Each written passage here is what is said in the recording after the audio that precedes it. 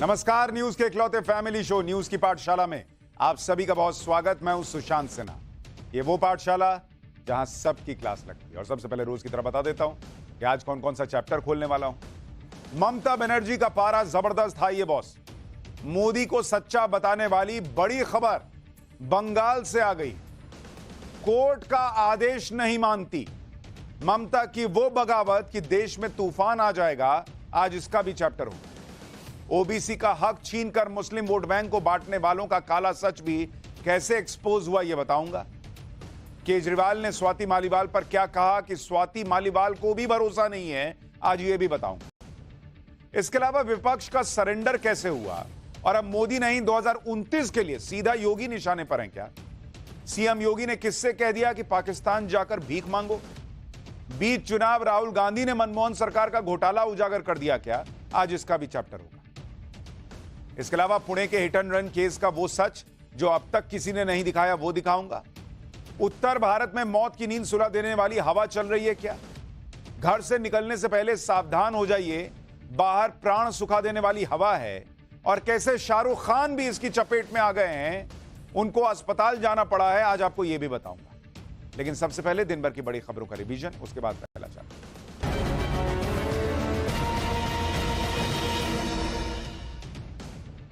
चुनाव आयोग ने जाति और धर्म के आधार पर वोट की अपील करने और सुरक्षा बलों के नाम पर राजनीति किए जाने पर सख्त ऐतराज जताया।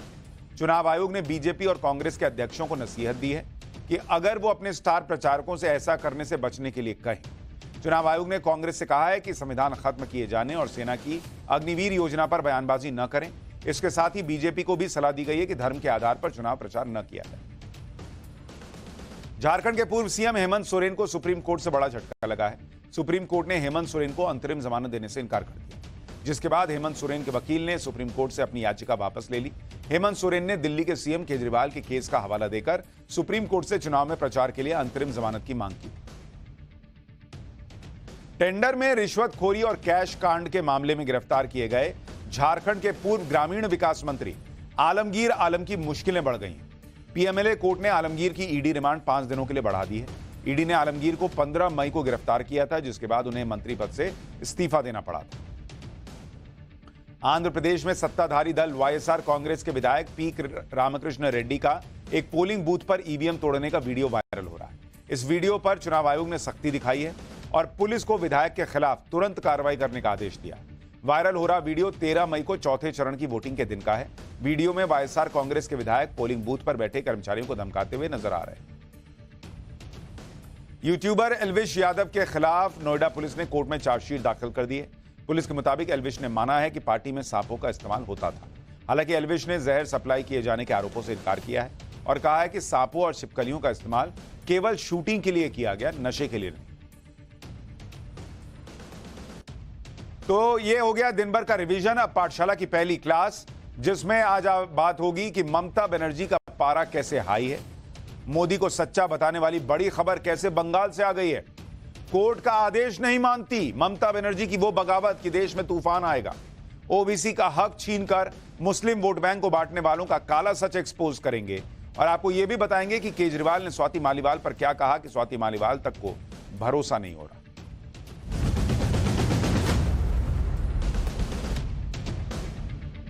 इस चुनाव में प्रधानमंत्री नरेंद्र मोदी ने सबसे ज्यादा यह बात उठाई कि वो धर्म के आधार पर आरक्षण नहीं होने देंगे। उन्होंने यहां तक कहा कि मैं मर जाऊंगा लेकिन ये नहीं होने दूंगा। लेकिन जैसे ही पीएम मोदी ये बात करते हैं, कुछ लोगों को इतनी तकलीफ होती है कि वो कहने लगते हैं कि पीएम मोदी को हिंदू मुसलमान कर रहे हैं।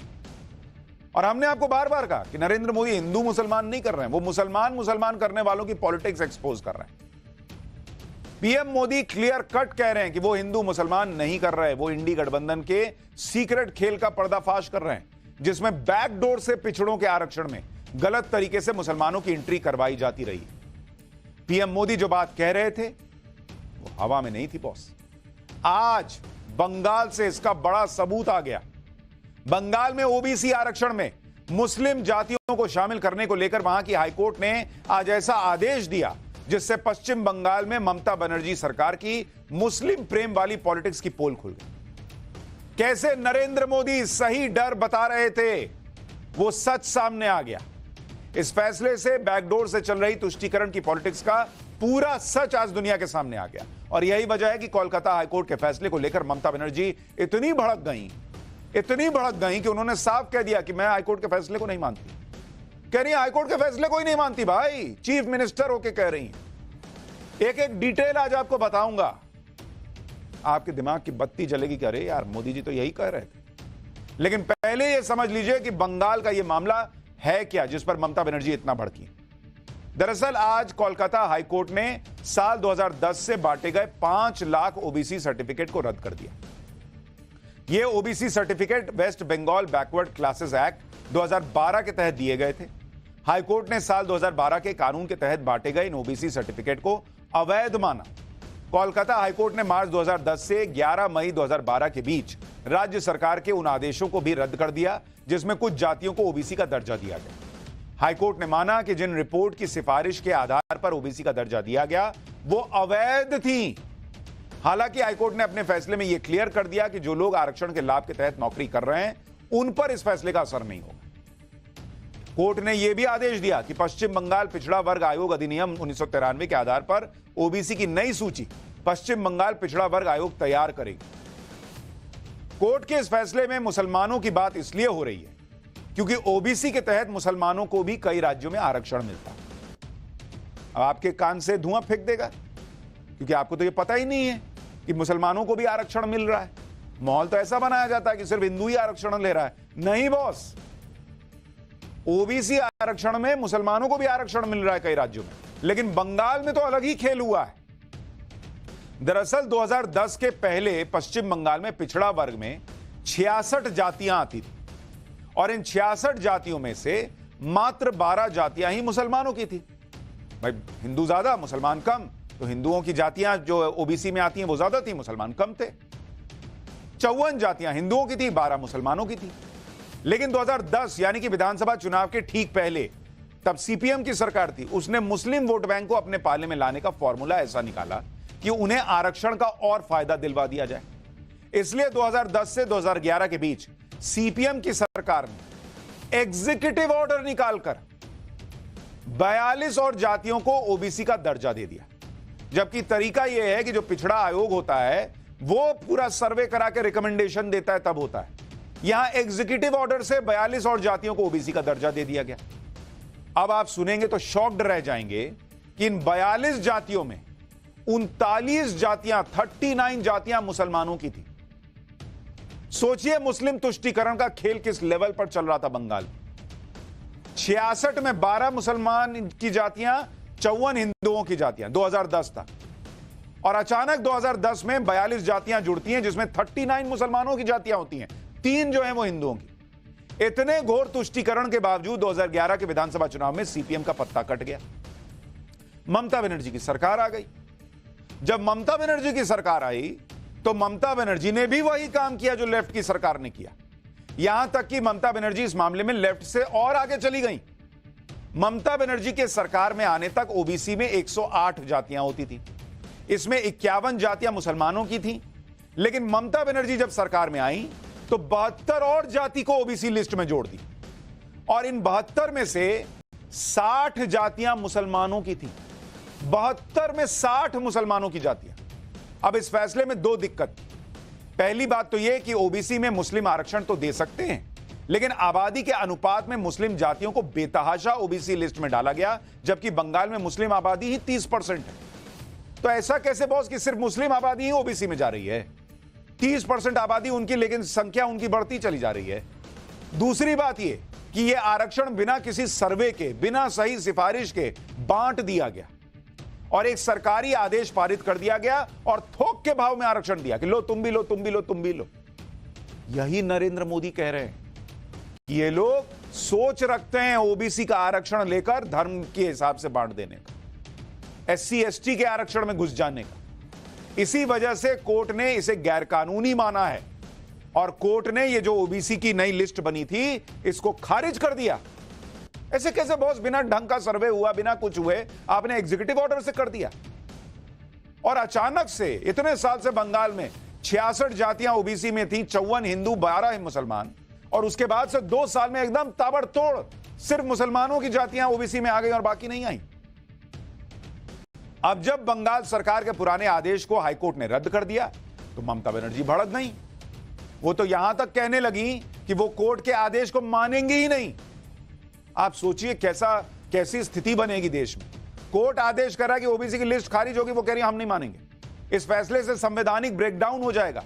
ममता बनर्जी ने कहा कि यह बीजेपी का फैसला है और वो बीजेपी के आदेश को नहीं मानेंगी। ओबीसी आरक्षण जारी रहेगा। यह देश में कलंकित अध्याय है, अब हम खेला करेंगे। आप सोचिए क्या चल रहा है इस देश के अंदर। ममता बनर्जी सब कुछ बीजेपी पर डाल रही है, जबकि फैसला कोर्ट का है कि बीजेपी की वजह से यह सब हुआ है, जबकि कोर्ट ने फैसला सुनाया है। इसी वजह से पीएम मोदी और अमित शाह ने ममता बनर्जी को जवाब दिया। पीएम मोदी ने कहा कि कोलकाता हाईकोर्ट से साफ है कि फैसले से साफ है कि बंगाल सरकार ने मुस्लिम वोट बैंक के लिए मुसलमानों को ओबीसी बनाने के सर्टिफिकेट दे दिए। वहीं आज अमित शाह ने बंगाल में चुनाव प्रचार किया और इस दौरान यह कहा कि ममता बनर्जी ने बिना सही प्रक्रिया के मुस्लिम जातियों को ओबीसी आरक्षण दिया। एक बार पीएम मोदी और अमित शाह दोनों को सुनिए, फिर आगे की बात बताता हूं। कोलकाता हाईकोर्ट ने इस इंडी अलायंस को एक बहुत बड़ा तमाचा मारा है। कोर्ट ने 2010 के बाद से जारी सारे ओबीसी सर्टिफिकेट कैंसिल कर दिया है। क्यों? ये इसलिए किया गया क्योंकि पश्चिम बंगाल की सरकार ने मुसलमानों का वोट बैंक के लिए अनाप शनाप मुसलमानों को ओबीसी बनाने के सर्टिफिकेट दे दिए थे। ये वोट बैंक की राजनीति, ये तुष्टीकरण की राजनीति, ये तुष्टीकरण की सनक हर पार कर रही है। आज कोर्ट ने तमाचा मारा है। 118 मुस्लिम जातियों को बिना किसी प्रोसेस, पिछड़ेपन के सर्वे वगैरह के बगैर ममता बनर्जी ने ओबीसी का रिजर्वेशन दे दिया। कोई कोर्ट में गया, कोर्ट ने इसका संज्ञान लिया और 2010 से 24 के बीच में जितने सर्टिफिकेट इश्यू हुए हैं, इसको अभी स्थगन आदेश देने का काम हाईकोर्ट ने किया है।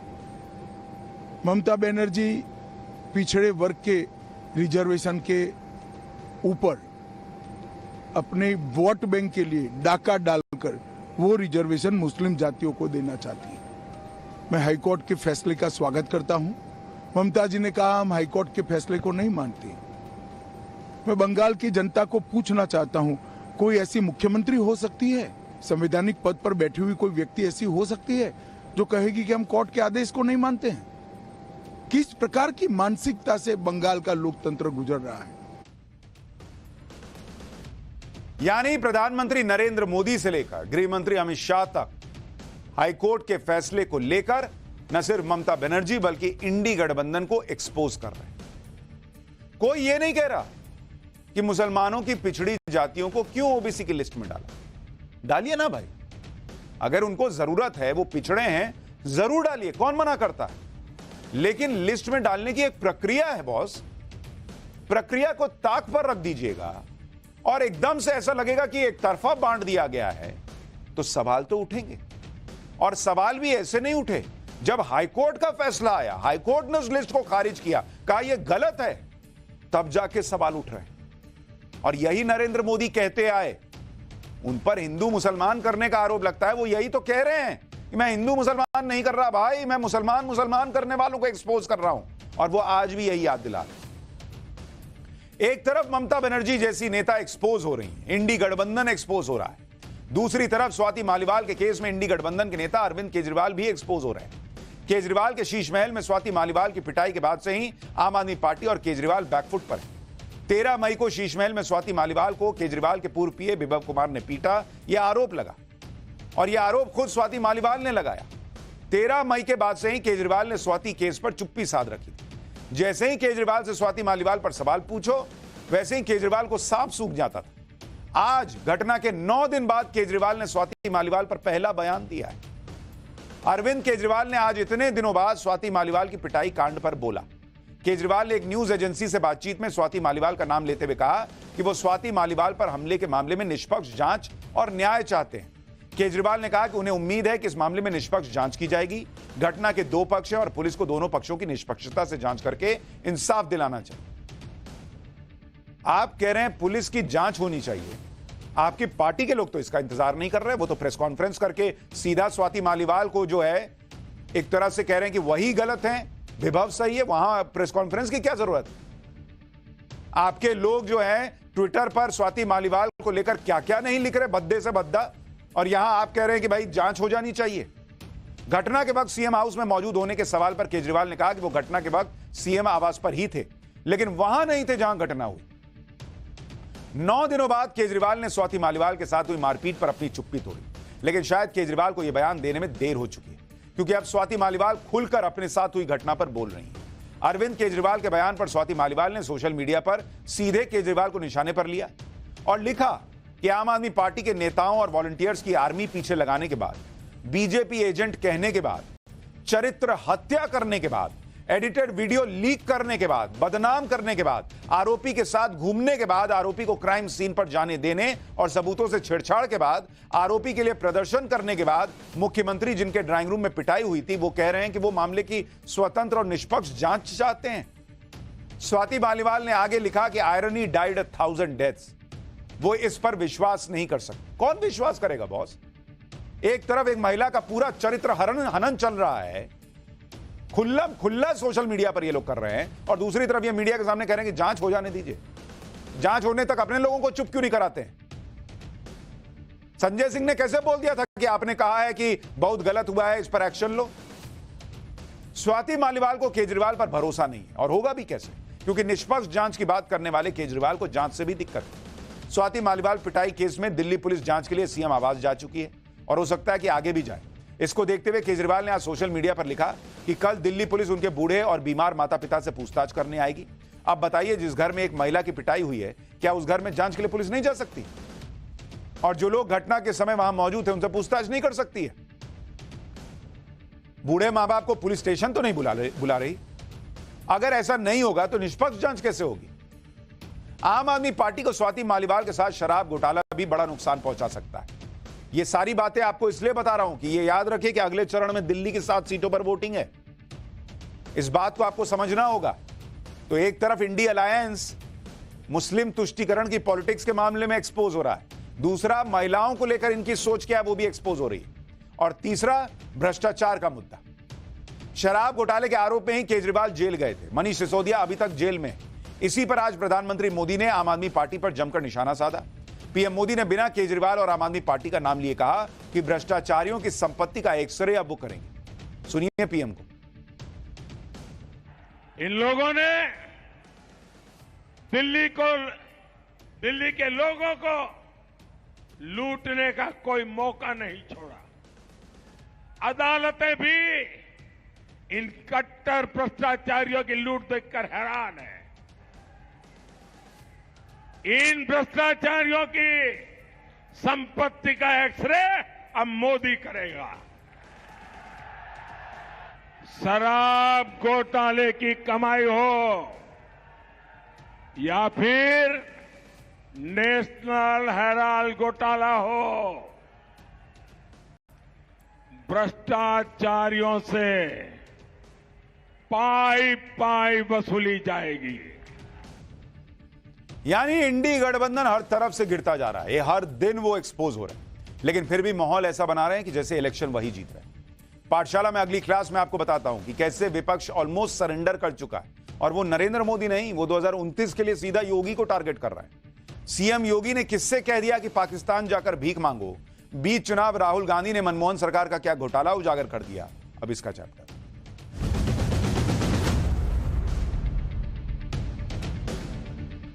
एक सीक्रेट खेल विपक्ष का और चल रहा है, और यह खेल है नरेंद्र मोदी को हरा नहीं सकते तो नरेंद्र मोदी की टीम में फूट डाल दो।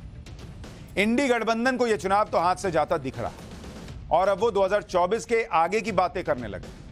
कई लोग ये भी कहते हैं कि राहुल गांधी जो ये जातिगत सर्वे कराने की जो बात कर रहे हैं कि भाई पता चले कि किसके पास क्या है नहीं है, ये 2024 के लिए नहीं है, वो 2034 के लिए टारगेट कर रहे हैं कि हिंदू समाज बटे और उसके बाद जो है वो चीजें अब जो है उस बटे हुए समाज से पर राजनीति हो। ये कई लोग आरोप लगाते हैं। हालांकि इस बात की चर्चा करने लगे हैं कई लोग कि नरेंद्र मोदी के बाद कौन हो। सबसे बड़ी बात तो यह है कि नरेंद्र मोदी खुद अभी कहीं नहीं जाने वाले। इस चुनाव में तो इसकी बात भी नहीं होनी चाहिए। बीजेपी खुद कह चुकी है कि 2029 में भी नरेंद्र मोदी का नेतृत्व रहेगा, अमित शाह कह चुके हैं। लेकिन विपक्ष बेसिर पैर की बातें करके माहौल बना रहा है, जिससे बीजेपी के अंदर कोई लड़ाई कहीं से शुरू हो जाए। इसमें अरविंद केजरीवाल सबसे आगे हैं। जब वो जेल से निकले, नया शिगुफा हर जगह चलाने की कोशिश कर रहे हैं। एक बार केजरीवाल क्या कह रहे हैं सुनिए, फिर मैं आपको इसकी पूरी पॉलिटिक्स समझाता हूं। अगर ये चुनाव जीत गए, मेरे से लिखवा लो, 2 महीने के अंदर उत्तर प्रदेश का मुख्यमंत्री बदल देंगे ये लोग।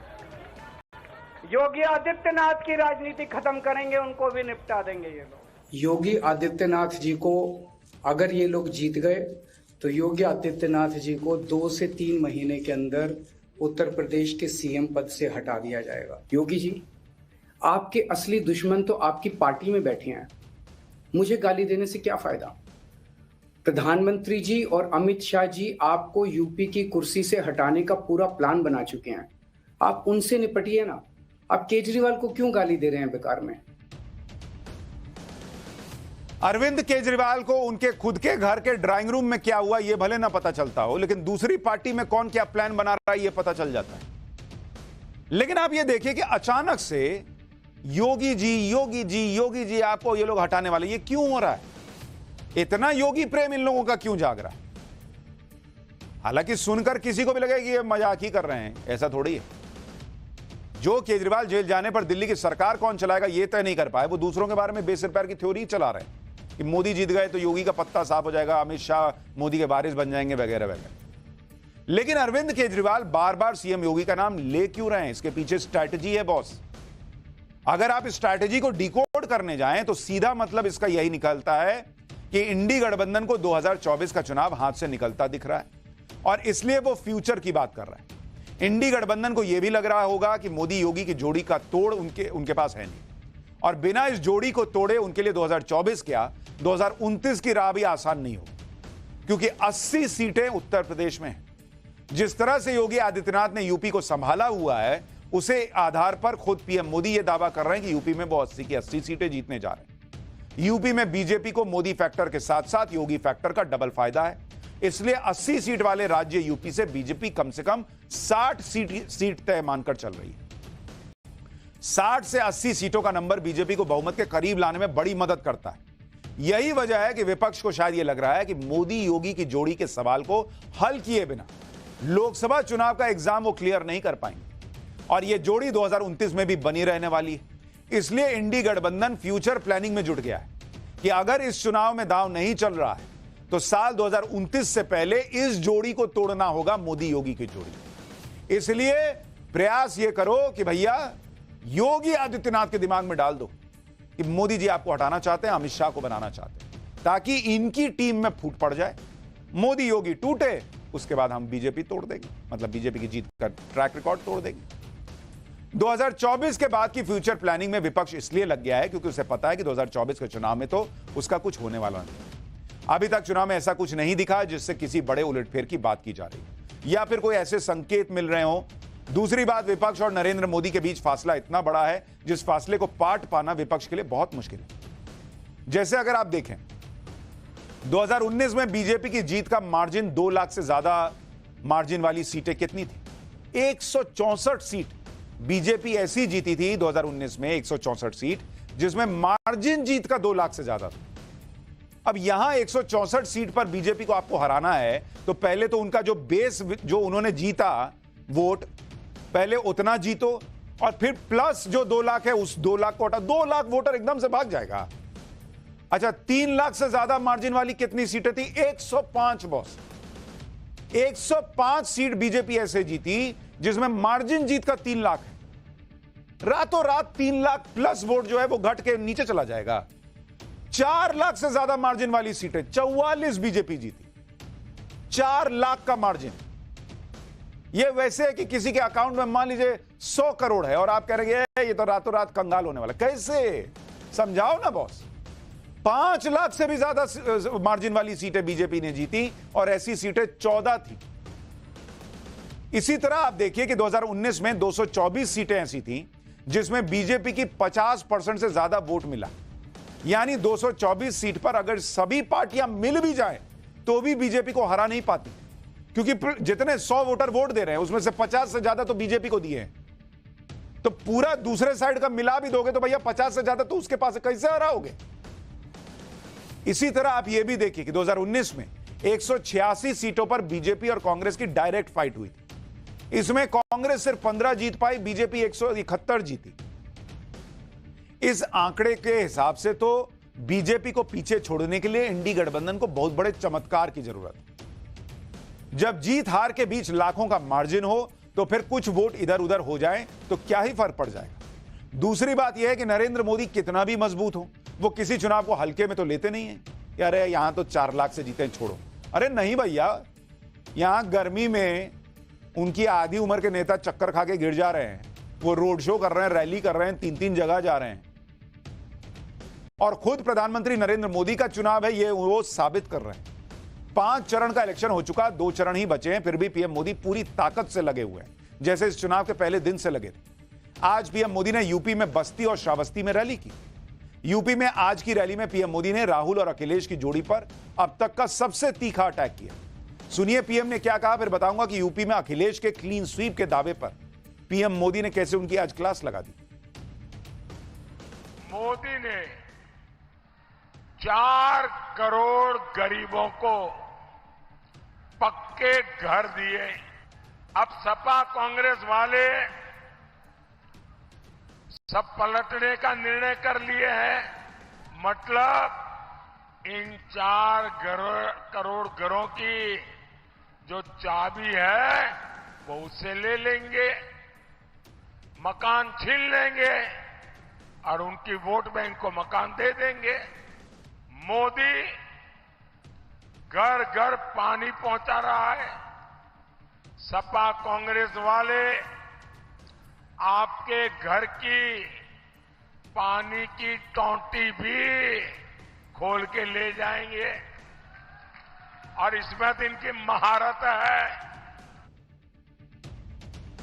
यूपी को लेकर अखिलेश यादव बार बार यह दावा कर रहे हैं कि इस बार उनका गठबंधन 80 में से 79 सीट जीते। सिर्फ पीएम मोदी की वाराणसी की सीट बीजेपी जीतेगी।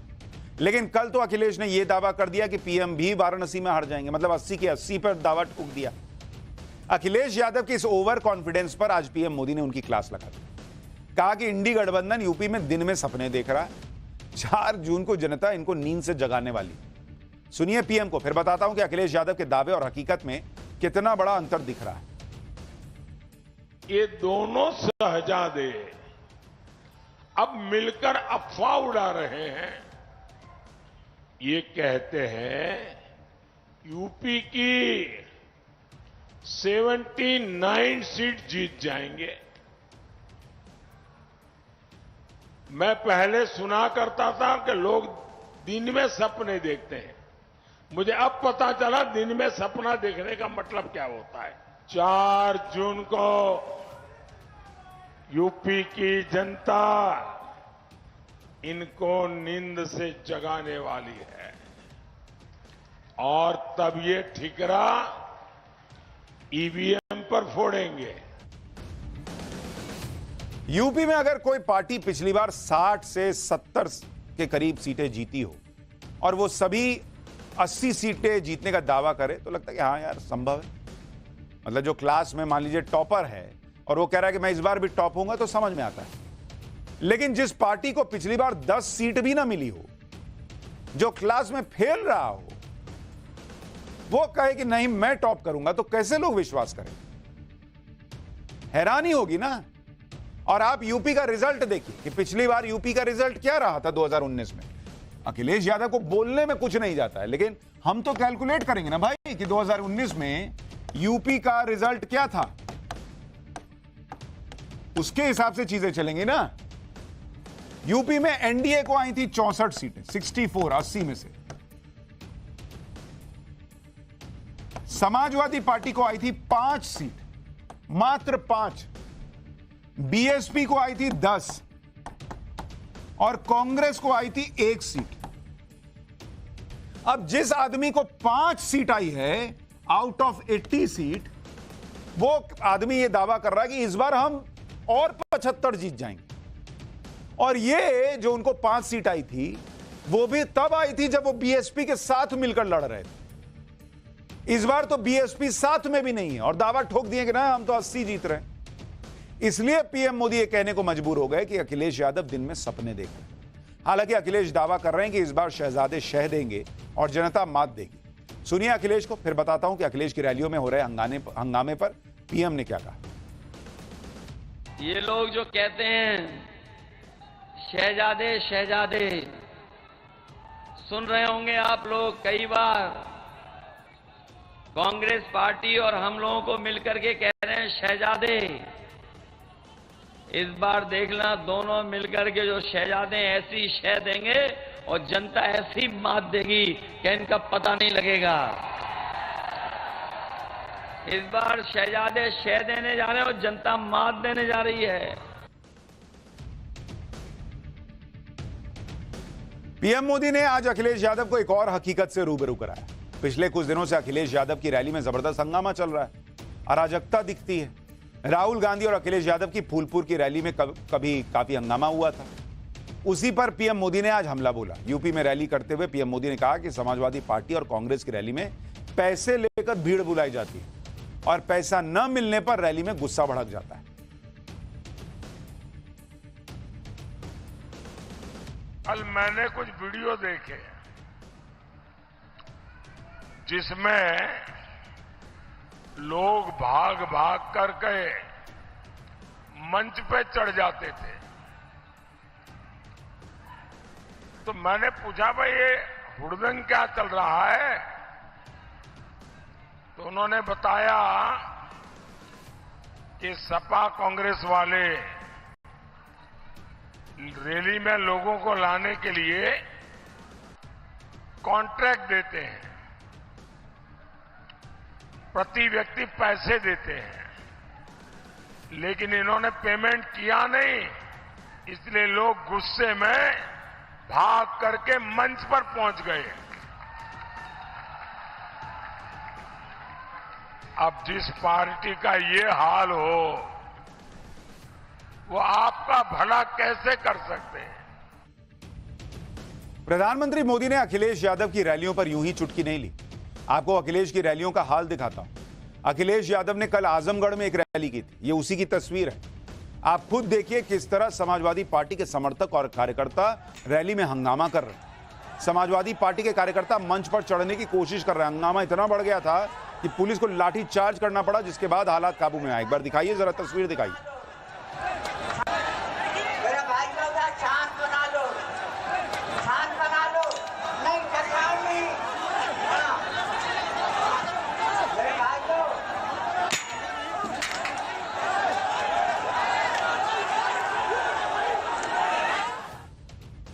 आजमगढ़ से पहले भी अखिलेश की रैलियों में इसी तरह से हंगामा हो चुका है। प्रयागराज, फूलपुर और संत कबीर नगर में अखिलेश यादव की रैलियों का हाल भी देख लीजिए। कहानी वही, हंगामा और बवाल दिखा। फूलपुर में तो हंगामा इतना बढ़ गया था कि राहुल और अखिलेश यादव को बिना भाषण दिए लौटना पड़ गया और रैली के बाद भगदड़ जैसे हालात हो गए। इसी हंगामे पर आज पीएम मोदी ने अखिलेश पर निशाना साधा और कहा कि यह पैसा देकर बुलाई गई भीड़ थी जो पैसा लेने मंच पर चढ़ गए। अब अखिलेश यादव आरोप लगा रहे हैं कि उनकी रैलियों में जो हंगामा हो रहा है वो बीजेपी करवा रही है। सुनिए अखिलेश यादव को, फिर आगे की बात बताऊंगा। यूपी में ओवैसी ने कैसे बाकी पार्टियों की टेंशन बढ़ाई है। हिटलर के बारे में आप पढ़ना, वो अपनी पार्टी के वर्कर्स को पुलिस की वर्दी पहना करके भेज देता था। मुझे ये लग रहा है कि जब से इन्हें 5 चरणों में ये हारे हैं और छठे 60वें में सफाया होगा, तो समाजवादी पार्टी की इमेज खराब करने के लिए ये बीजेपी अपने कार्यकर्ताओं को तो नहीं भेज रही है खराब करने के लिए, पुलिस बुला रहे हैं अपनी सुरक्षा में और वर्दी उतरवा करके प्राइवेट ड्रेस पहना के अपने टेंटों में बैठा रहे हैं जिससे भीड़ नजर आए। कह रहे हैं कि बीजेपी वाले पुलिस वालों को अपने समर्थकों की ड्रेस पहना के और टेंट में बैठा दे रहे हैं ताकि भीड़ दिखे। अखिलेश यादव भी लेकिन मजेदार बात करते हैं। वो पैरासीटामोल वाला बड़ा घूम रहा है कि पहले 500 mg खाते थे, अब 650 खाना पड़ रहा है क्योंकि बीजेपी ने घोटाला कर दिया। कभी कभी समझ में नहीं आता कि अखिलेश जी ज्यादा अच्छी कहानी सुनाते हैं कि केजरीवाल जी, लेकिन ठीक है, दोनों सुना रहे हैं, मजा लीजिए। छठे चरण के लिए पीएम मोदी ने आज बस्ती और श्रावस्ती में रैली की। इन दोनों सीट पर 25 मई को मतदान है। 2 रैली के जरिए आज पीएम मोदी ने बस्ती, श्रावस्ती, संत कबीर नगर और डमरियागंज 4 लोकसभा को कवर कर लिया। इन 4 लोकसभा में पिछली बार बीजेपी ने 3 पर जीत हासिल की। बस्ती, डुमरियागंज और ये संत कबीर नगर ऐसी सीट है जहां बीजेपी पिछले 2 बार से जीतती आ रही, जबकि श्रावस्ती में पिछली बार बीएसपी ने जीत हासिल की थी। 2014 में बीजेपी यहां जीती थी। श्रावस्ती सीट में बीएसपी का कैंडिडेट पिछली बार सिर्फ 5320 वोट के अंतर से जीत गया था और पिछली बार बीएसपी और एसपी का गठबंधन था, तो बीएसपी को फायदा मिला। लेकिन इस बार ये बीएसपी और समाजवादी पार्टी अलग अलग लड़ रहे हैं, जिसका फायदा बीजेपी को मिल सकता है। उत्तर प्रदेश की लड़ाई अखिलेश और राहुल के लिए पहले से मुश्किल थी और अब यूपी की लड़ाई में ओवैसी भी कूद गए। असदुद्दीन ओवैसी आज प्रयागराज पहुंचे और पीडीएम प्रत्याशी के लिए प्रचार किया। ओवैसी ने अखिलेश यादव के पीडीए यानी पिछड़ा दलित अल्पसंख्यक के जवाब में पीडीएम यानी पिछड़ा दलित मुसलमान न्याय मोर्चा बनाया। इसमें ओवैसी के साथ पल्लवी पटेल भी शामिल है। अब इंडी गठबंधन आरोप लगा रहा है कि ओवैसी मुसलमानों के वोट काट रहे हैं। इस पर ओवैसी ने जवाब दिया। ओवैसी को सुनिए, फिर सीएम योगी का धमाकेदार अंदाज दिखाऊंगा। तो जो दूसरे लड़ रहे हैं वो क्या कर रहे हैं? वो वोट खराब नहीं कर रहे हैं। हम पीडीएम बनाए हैं, पीडीएम का हिस्सा है और हमारे ही कैंडिडेट हैं और उनके प्रचार के लिए, उनकी कामयाबी के लिए हम आ रहे हैं। वो काम कर रहे हैं, तो अगर किसी को पेट में दर्द हो रहा है तो मैं क्या कर सकता हूं? यानी आखिर के 2 चरणों में उत्तर प्रदेश में चुनाव का तापमान बहुत बढ़ गया और योगी आदित्यनाथ अपने बयानों से और गर्मी बढ़ा रहे हैं। योगी आदित्यनाथ आज संत कबीर नगर में प्रचार के लिए गए और वहां से सीएम योगी ने पाकिस्तान का राग अलापने वालों को कड़ा संदेश दिया। सीएम योगी ने कहा कि जो पाकिस्तान प्रेमी लोग पाकिस्तान चले जाएं और वहां जाकर भीख मांगे। सुनिए योगी आदित्यनाथ। जो लोग आज पाकिस्तान का राग अलापते हैं, मैं उनसे कहना चाहता हूं कि पाकिस्तान के अंदर 23 करोड़ लोगों का पेट नहीं भर पा रहा है। वहां की सरकार वहां पे 1 किलो आटा के लिए कैसे छीना झपटी होती है, जैसे मोहल्ले के अंदर कुछ जीव रोटी के टुकड़े के लिए आपसी छीना झपटी करते, ये इतिहास पाकिस्तान के अंदर आप देखने को मिल सकता है। और इसीलिए मैं कह रहा हूं, जो लोग पाकिस्तान का राग अलाप रहे हैं, वे कृपया पाकिस्तान जाएं, पाकिस्तान में भीख मांगने के लिए अवसर जरूर मिल जाए। इधर यूपी में जबरदस्त लड़ाई चल रही है, उधर राहुल गांधी अलग ही मोड में चल रहे हैं। उन्होंने आज फिर गौतम अडानी का मुद्दा उठा लिया। एक ब्रिटिश अखबार फाइनेंशियल टाइम्स की खबर को ट्वीट करते हुए राहुल गांधी ने आरोप लगा दिया कि बीजेपी सरकार में भीषण कोयला घोटाला सामने आया है। राहुल गांधी ने कहा कि सालों से चल रहे इस घोटाले के जरिए मोदी जी के प्रिय मित्र अडानी ने लो ग्रेड कोयले को 3 गुने दाम पर बेचकर हजारों करोड़ रुपए लूटे हैं, जिसकी कीमत आम जनता ने बिजली का महंगा बिल भरकर अपनी जेब से चुकाया है। क्या प्रधानमंत्री बताएंगे इस खुले भ्रष्टाचार पर ईडी, सीबीआई और आईटी को शांत रखने के लिए कितने टेम्पो लगे? 4 जून के बाद इंडी की सरकार इस महाघोटाले की जांच कर जनता से लूटी गई पाई का हिसाब करेगी। अब ये उन्होंने ट्वीट किया और ये देखिए फाइनेंशियल टाइम्स का आर्टिकल लगा दिया। आर्टिकल का हेडलाइन क्या? Adani suspected of fraud by selling low grade coal in India as a cleaner fuel. अब राहुल गांधी ने बीच चुनाव में अडानी के मुद्दे पर ट्वीट तो कर दिया, लेकिन शायद उन्होंने या उनकी टीम ने खबर पूरी पढ़ी ही नहीं। एक बार पढ़ तो लेते बॉस, टाइटल देखे और घप से लगाए और ट्वीट कर दिए, अंदर पढ़े ही नहीं। सबसे पहली बात, इस खबर के बारे में जान लीजिए कि यह खबर ओसीसीआरपी के रिपोर्ट्स पर आधारित है। यही ओसीसीआरपी कंपनी अडानी से जुड़े पिछले मुद्दों में भी आरोप लगाती रही। यह वही कंपनी है जिसे जॉर्ज सोरोस फंडिंग करता है। इस खबर में साफ साफ लिखा क्या है, यह भी सुनिए। इसमें लिखा है कि जनवरी 2014 में अडानी समूह ने इंडोनेशिया से लो ग्रेड क्वालिटी का कोयला खरीदा, जिसे तमिलनाडु की सरकारी कंपनी टैंग एडको को बेच दिया गया। जिस वक्त अडानी समूह ने इंडोनेशिया से यह कोयला खरीदा, उस वक्त जनवरी 2014 में केंद्र में तो मनमोहन सिंह की सरकार थी और जब तमिलनाडु की सरकारी कंपनी को इसे बेचा गया, तब तमिलनाडु में एआईएडीएमके की सरकार थी। यानी राहुल गांधी ट्वीट कर दिए और यह भी नहीं पढ़े कि उसमें लिखा क्या है। अरे उसमें लिखा है जनवरी 2014 में खरीदा, तो वो तो मनमोहन सिंह की सरकार थी भाई, अपनी ही सरकार में घोटाला हुआ क्या उनके? यानी इसका मोदी सरकार से कोई कनेक्शन भी नहीं दिख रहा। लेकिन राहुल जी तो राहुल जी हैं। खैर, सियासी गर्मी तो बढ़ती जा रही है, लेकिन असली गर्मी तो कहर ढा रही है। पाठशाला में अब अगली क्लास, उत्तर भारत में मौत की नींद सुला देने वाली हवा चल रही है बॉस। घर से निकलने से पहले सावधान, बाहर प्राण सुखा देने वाली हवा है वो खतरनाक हवा जिसने शाहरुख खान को भी अस्पताल पहुंचा दिया।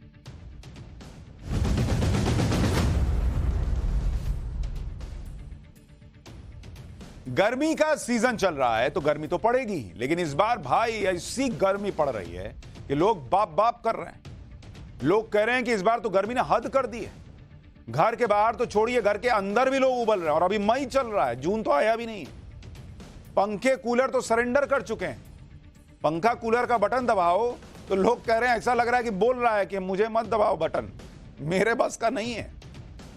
एसी के हाथ पांव फूल रहे हैं भाई। एसी जो हवा फेंक रहा है वो ऐसा लग रहा है कि फूली हुई सांस से फेंक रहा है कि लो ले लो जो ठंडी हवा ले ली। लेकिन इसके बाद आप अगर खुद को सुपरमैन समझ रहे हैं, सोच रहे हैं कि गर्मी क्या ही मेरा बिगाड़ लेगी, तो बॉस अभी डिटेल बताऊंगा, लेकिन पहले एक बार शाहरुख खान की खबर सुन लीजिए। शाहरुख खान जैसे वो सुपरस्टार भी ऐसी गर्मी नहीं झेल पा रहे, जिनके पास किसी चीज की कोई कमी नहीं है, जो सुपर फिट दिखते हैं और फिल्मों में जिनके सिक्स पैक एब्स दिखते हैं। लेकिन गर्मी का ऐसा अटैक आया कि शाहरुख खान हॉस्पिटल में एडमिट हो गए। शाहरुख खान कल अहमदाबाद में थे, उनकी आईपीएल टीम का कल मैच था। अहमदाबाद में कल टेम्परेचर 46 डिग्री पहुंच गया था। गर्मी ज्यादा होने के चलते शाहरुख खान को डिहाइड्रेशन हो गया। हीट स्ट्रोक से शाहरुख खान की आज सुबह तबीयत बिगड़ गई। दोपहर को उन्हें अहमदाबाद के केडी हॉस्पिटल में एडमिट करवाना पड़ा है भाई। वो अभी भी हॉस्पिटल में डॉक्टर्स की निगरानी में है और पहले से बेहतर हैं। डॉक्टरों ने शाहरुख खान को कुछ समय आराम करने के लिए भी कहा है। अच्छा, उनका क्या बता रहा हूं, मेरी खुद की तबीयत हीट वेव से खराब है। कल भी दवा खा के एंकरिंग किया हूं, आज भी दवा खा के किया हूं, तो मैं खुद भुक्तभोगी हूं भैया। ऐसी गर्म हवा चल रही है। जिस तरह की गर्मी पड़ रही है उसमें अगर थोड़ी सी लापरवाही करिएगा ना तो गर्मी को आप हल्के में लीजिएगा तो बहुत दिक्कत हो सकती है। भाई शाहरुख खान को कोई कमी है, लेकिन आ गए ना लपेटे में। इस समय हाल यह है कि आसमान से आग बरस रही है भाई, जैसे कोई अवन हो और उसमें आपको डाल दिया गया। खास तौर पर उत्तर भारत आग का गोला बना हुआ है। घर से बाहर कदम रखना खतरे से खाली नहीं है। पूरे उत्तर भारत में हीट वेव यानी लू चल रही है। मौसम विभाग ने भी कह दिया है कि घर में रहेंगे तो ज्यादा सुरक्षित रहेंगे। हीट वेव को देखते हुए मौसम विभाग ने उत्तर भारत में रेड अलर्ट जारी किया है। उत्तर भारत के ज्यादातर इलाकों में प्रचंड गर्मी पड़ रही है। कई जगह तापमान 47 डिग्री सेल्सियस के पार चला गया है। 47 के पार। गर्मी से बचने के लिए लोग पहाड़ों की तरफ भाग रहे हैं। पहाड़ अलग परेशान है कि इतने लोगों को मैं कहां रखूंगा भाई। जम्मू कश्मीर, हिमाचल और उत्तराखंड में यात्रियों की भयंकर भीड़ हो गई है। 4 धाम की यात्रा में इतनी भीड़ है कि पैर रखने की जगह नहीं है। प्रशासन को लोगों को मना करना पड़ रहा है कि अभी मत आओ भाई, बिना रजिस्ट्रेशन के मत आओ। इस सब के बीच मौसम विभाग ने कह दिया है कि अभी भीषण गर्मी की शुरुआत है। आने वाले दिनों में यह गर्मी और बढ़ सकती है।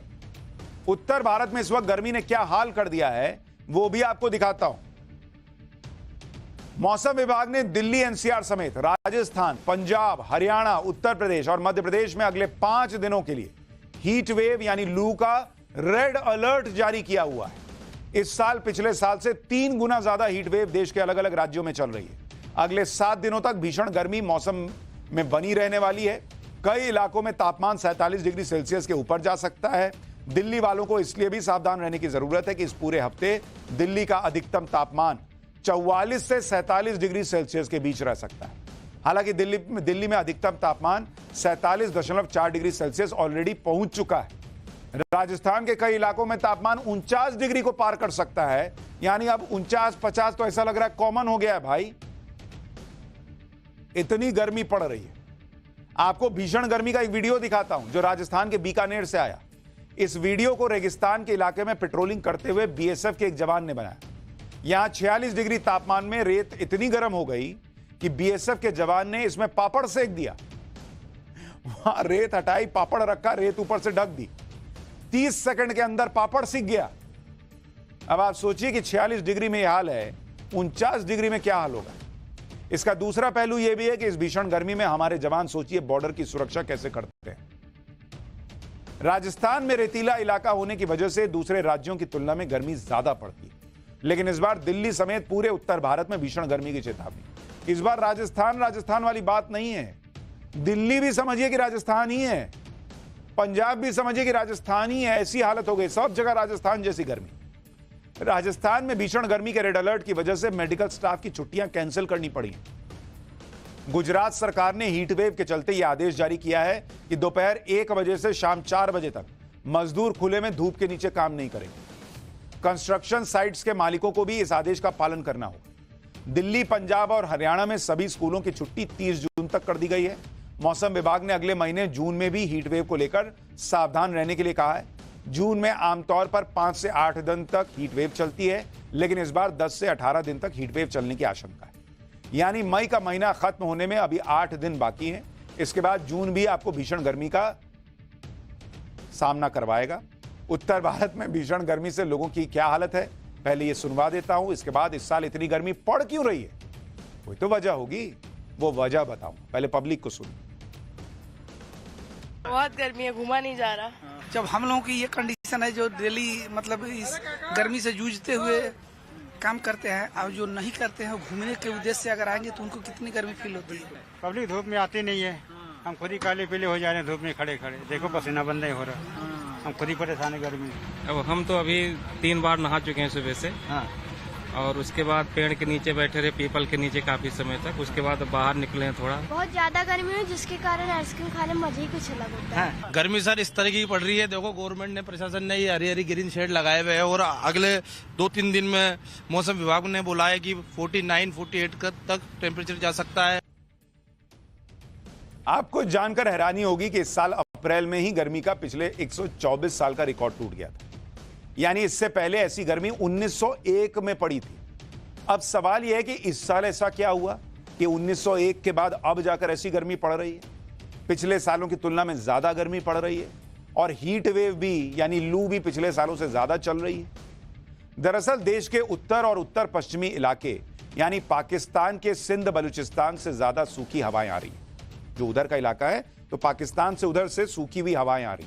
इस रास्ते में बादल और नमी ना होने की वजह से हवाएं ज्यादा गर्म हैं। इसके अलावा मौसम का पैटर्न बताने वाले अल नीनो का भी कमजोर होना, इसमें प्रशांत महासागर की सतह पर बहने वाली हवा और पानी के पैटर्न में बदलाव हो जाता है। साथ ही हिंद महासागर और अरब सागर की तरफ से आने वाली मानसून की हवाएं कमजोर होती हैं। इससे भयानक सूखा या तेज गर्मी पड़ती है। इसके अलावा दक्षिण भारत के राज्यों पर एंटी साइक्लोन सिस्टम एक्टिव है। इसमें एंटी साइक्लोन जमीन से गर्म होकर ऊपर उठने वाली हवा को वापस जमीन की तरफ यह धकेल देता है। यह सिस्टम जमीन से करीब 3 किलोमीटर की ऊंचाई पर करीब 1000 से 2000 किलोमीटर तक फैला हुआ है। इस वजह से भी देश के कई राज्यों में हीट वेव की स्थिति बनी। गर्मी में अब वो गर्म हवा ऊपर जा ही नहीं पा रही, उसको नीचे धकेल दे रहा है, तो आपको लू लग रही है। आपको हीटवेव का मतलब भी बता देता हूं, क्योंकि सामान्य बोलचाल में हीटवेव को गर्म हवा या लू का चलना कहते हैं, लेकिन हीटवेव का कनेक्शन तापमान के बढ़ने से तय होता है। मौसम विभाग के मुताबिक जब किसी इलाके का तापमान सामान्य से 5 डिग्री सेल्सियस से ज्यादा हो जाता है तो यह हीट वेव की कैटेगरी में आता है। इसमें मैदानी इलाकों में कम से कम 40 डिग्री सेल्सियस से ऊपर तापमान पहुंचता है तो वो हीट वेव की कैटेगरी में आता है। इसी तरह पहाड़ी इलाकों में 30 डिग्री सेल्सियस से ऊपर चला जाता है तापमान तो कहते हैं हीट वेव चल रही है। दरअसल पहाड़ी इलाकों में धूप का एक्सपोजर ज्यादा होता है और गर्मी सहने की क्षमता कम होती है। भारत में हीट वेव को 3 कैटेगरी में बांटा गया है। पहले नंबर पर है येलो, फिर है ऑरेंज और सबसे आखिर में सबसे खतरनाक रेड अलर्ट की कैटेगरी होती है। जब किसी क्षेत्र का तापमान सामान्य से 4.5 से 6 या 6.5 डिग्री तक ज्यादा हो जाता है तो उसको सीवियर हीट वेव की कैटेगरी में रखते हैं। देश के ज्यादातर इलाकों में तापमान 45 से 47 डिग्री के आसपास है। इसमें दिन के साथ साथ रात का तापमान भी सामान्य से ज्यादा है। इस दौरान लोगों को हीट स्ट्रोक की समस्या बढ़ जाती है। बच्चों, बुजुर्गों और पुरानी बीमारियों वाले लोगों को जो सेहत का खतरा है वो बढ़ जाता है। इसके अलावा रेड अलर्ट में हीट वेव का खतरा 5 दिन से ज्यादा रहता है। इसीलिए मौसम विभाग ने कहा ना कि 5 दिन रेड अलर्ट है भैया, घर में रहो। इसी तरह ऑरेंज अलर्ट में 4 दिन और येलो अलर्ट में 2 दिन तक हीट अलर्ट का खतरा रहता है। तो बहुत बुरी हालत है। इसलिए भैया रहिए घर में, बिना वजह के बाहर मत निकलिए। हमारे यहां बिहार में कहते हैं हम झुर्रा, कच्चा आम पकाइए, आम जोर पीजिए, आम पन्ना पीजिए और शरीर की इम्यूनिटी को बढ़ाइए। थोड़ा दही वही खाइए तो पेट में जो गट सिस्टम है वो भी बेहतर रहेगा। ये सब करते चलिए। और ब्रेक के बाद अब स्वाति मालीवाल केस में एक बड़ी खबर आ रही है। खबर ये कि सुनीता केजरीवाल का बयान दर्ज करेगी दिल्ली पुलिस। सूत्र ये जानकारी दे रहे हैं, स्वाति मालीवाल के बयान के आधार पर अब सुनीता केजरीवाल से पूछताछ हो सकती है। सूत्र ये दावा कर रहे हैं। स्वाति मालीवाल ने सुनीता केजरीवाल के घर में मौजूदगी की बात कही थी। स्वाति मालीवाल ने सीएम हाउस में केजरीवाल के माता पिता के होने की बात भी कही थी। यानी अब हो सकता है कि दिल्ली पुलिस परिवार से पूछताछ करे। केजरीवाल भी कह चुके हैं कि मेरे बूढ़े माता पिता से पूछताछ हो सकती है, उनको जवाब देना पड़ सकता है। लेकिन सूत्र कह रहे हैं कि संभव है कि पहले सुनीता केजरीवाल यानी अरविंद केजरीवाल की पत्नी से इस मामले में पूछताछ हो। एक छोटा सा ब्रेक ले रहे हैं।